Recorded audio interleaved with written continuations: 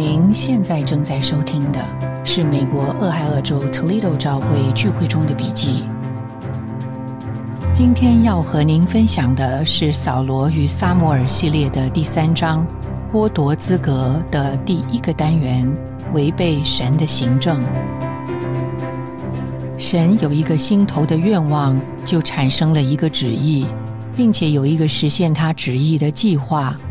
为完成这个计划，他有一个经纶的行政，就是把他自己注入到人的里面，使人彰显他，并且代表他，带进神的国。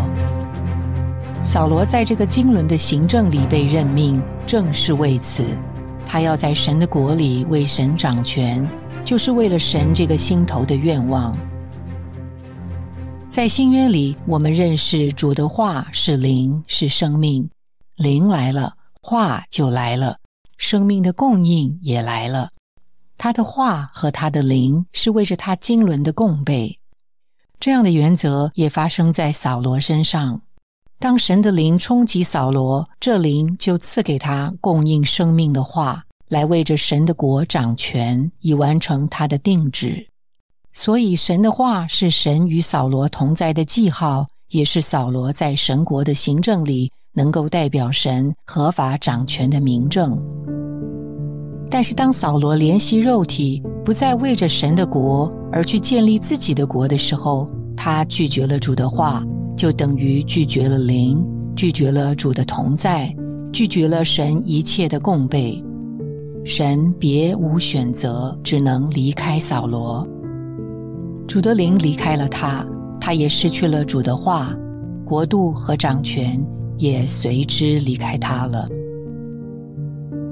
扫罗被任命为王，有着代表神国行政的责任，所以他不凭灵而倚靠肉体，蔑视神的话，就不能只被视为个人的软弱，必须接受行政的对付。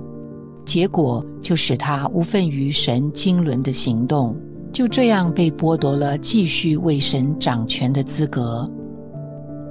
当扫罗的情形在吉甲被暴露，并从君王职分上被革除后，他的光景急转直下。撒母耳记上16章描述，当耶和华的灵离开扫罗，就有恶灵来惊扰他。恶灵的惊扰是扫罗背离神话语的结果，暴露了扫罗抵挡灵、抵挡话的悖逆光景。撒母耳更鉴察出扫罗的悖逆其实与他行邪术拜偶像有关。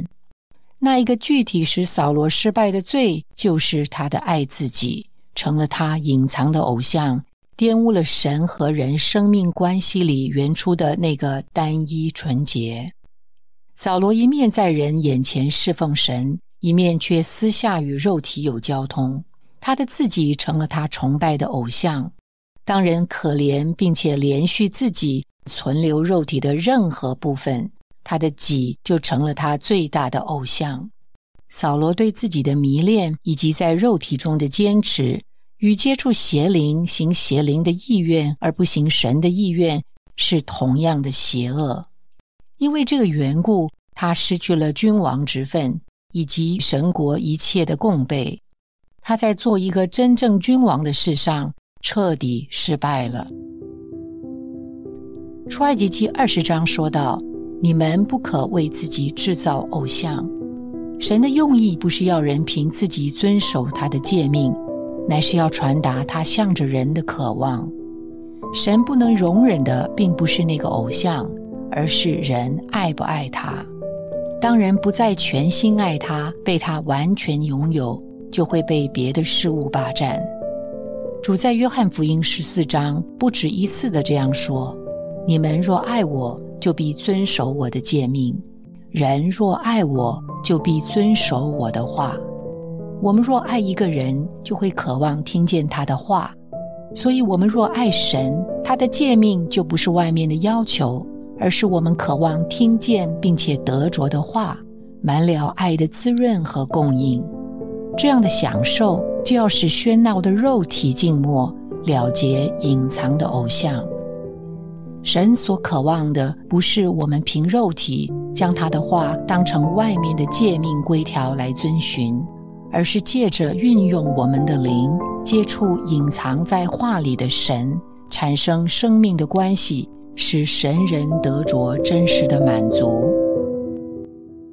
主实在是一个丈夫，要我们心中只有他，使我们与他完全联合，他好注入到我们的里面，使我们成为他的彰显。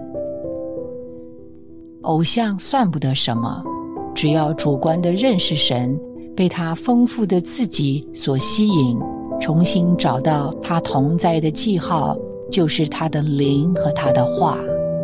所有的偶像都要被摔碎、消逝、退去。感谢您的收听，希望您能从今天的信息中得到亮光和启示。你的点赞、留言、分享、转发是我们持续制作的动力。我们的网址是 thechurchintoledo.org。期待我们下次空中再会。